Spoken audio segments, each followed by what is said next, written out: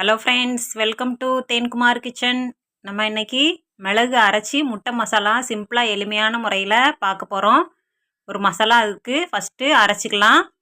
அதுக்கு 1 table spoon மிளகு, சீரகம், சோம்பு, 2 துண்டு பட்டை, ஏலக்காய், அன்னாச்சி பூ இதெல்லாம் நல்லா ட்ரை ரோஸ்ட் பண்ணிக்கலாம். இதோட கருவேப்பிலையும் சேர்த்துக்கோங்க. நல்ல ஒரு வாசமாக இருக்கும்.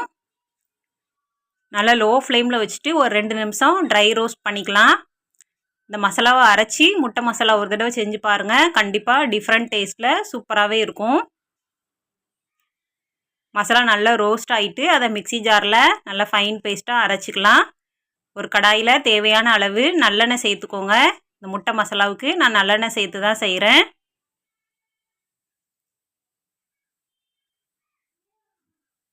இதில் பொடியாக கட் பண்ணி வச்ச பெரிய வெங்காயம் ஒரு 2 சேர்த்துக்கிறேன். சேர்த்துட்டு நல்லா வதக்கி விட்டுருங்க. இதோட 2 பச்சை மிளகாய் சேர்த்துக்கிறேன். கருவேப்பிலையும் சேர்த்துட்டு நல்லா ஒரு 2 நிமிஷம் நல்லா வதக்கி விட்டுருவோம்.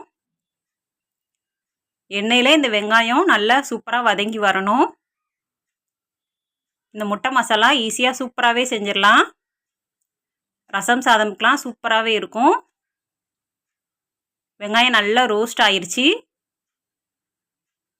நல்லாவே வதங்கிருச்சு. இப்போ 1 டேபிள் ஸ்பூன் இஞ்சி பூண்டு விழுது சேர்த்துக்கலாம்.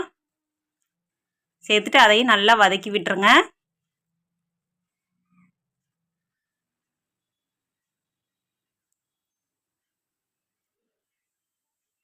இதோட 2 பெரிய தக்காளி பொடியாக கட் பண்ணி வச்சுருக்கேன், அதையும் சேர்த்துக்கிறேன்.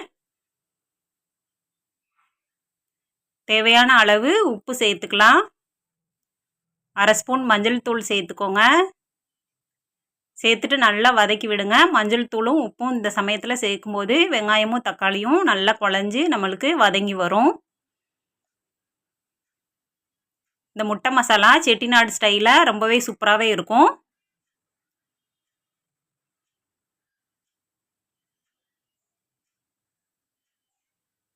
வெங்காயமும் தக்காளியும் நல்லா குழஞ்சி நம்மளுக்கு சூப்பராகவே வதங்கி வந்திருக்கு. இதில் நம்ம அரைச்சி வச்ச மசாலாவை சேர்த்துக்கலாம்.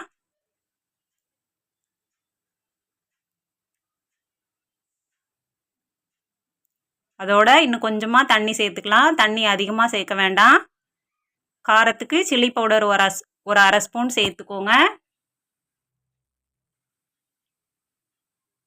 சேர்த்துட்டு நல்லா மசாலா பச்சை வாசனை போகிற வரைக்கும் நல்லா வதக்கி விட்டுக்கலாம்.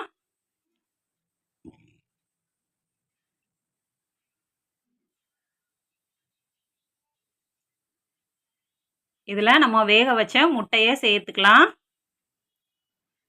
மசாலா நல்லா தொக்கு பதத்துக்கு சூப்பராகவே இருக்குது. இதில் நம்ம வேக வச்ச முட்டையை சேர்த்துக்கிடுவோம்.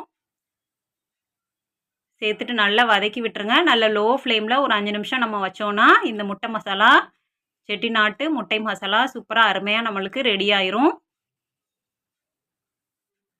இது ஆப்பம் தோசை அதுக்கெல்லாம் சூப்பராகவே இருக்கும்.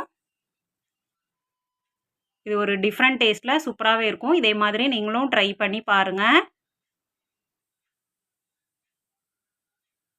இதோட கொஞ்சமாக தண்ணி சேர்த்துக்கிறேன். தண்ணி சேர்த்துட்டு நல்லா லோ ஃப்ளேமில் வச்சுட்டு ஒரு 5 நிமிஷம் வச்சோன்னா நம்மளுக்கு அருமையாக முட்டை மசாலா சூப்பராகவே ரெடி ஆயிரும். தண்ணி அதிகமாக சேர்க்க வேண்டாம், அளவாக சேர்த்துட்டு 5 நிமிஷம் லோ ஃப்ளேமில் வைங்க.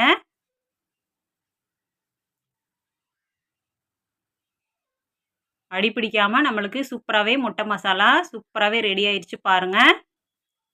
இந்த மசாலா அரைச்சி ஒரு தடவை இதே மாதிரி செஞ்சு பாருங்கள். கண்டிப்பாக உங்களுக்கு பிடிக்கும். இறக்குற ஸ்டேஜில் மல்லித்தலை சேர்த்துக்கோங்க. இது ஆப்பம் தோசை அதுக்கெல்லாம் ரொம்பவே சூப்பராக இருக்கும். சப்பாத்திக்கும் சைடிஷாக வச்சுக்கலாம். அருமையான முட்டை மசாலா சூப்பராகவே ரெடி ஆயிடுச்சு. என்னோடய வீடியோவை தொடர்ந்து பாருங்கள் ஃப்ரெண்ட்ஸ். ஓகே ஃப்ரெண்ட்ஸ், என்னோடய வீடியோ பிடிச்சிருந்துச்சுன்னா லைக் பண்ணுங்கள், ஷேர் பண்ணுங்கள், சப்ஸ்கிரைப் பண்ணுங்கள் ஃப்ரெண்ட்ஸ்.